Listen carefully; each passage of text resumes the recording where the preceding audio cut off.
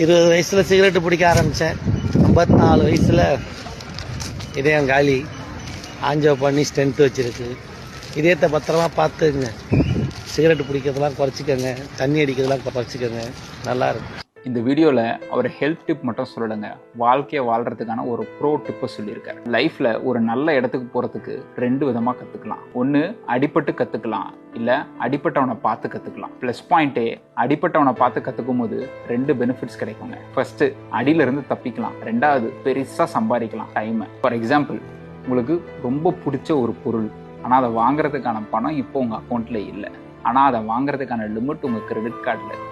அதை பிளான் பண்ணாமல் அந்த கிரெடிட் கார்டில் போட்டு அந்த பொருளை வாங்கிட்டீங்கன்னா அதுக்கப்புறம் அதை கட்டுறதுக்காக நீங்கள் படுவீங்க பார்த்தீங்களா ஒரு அவஸ்தை.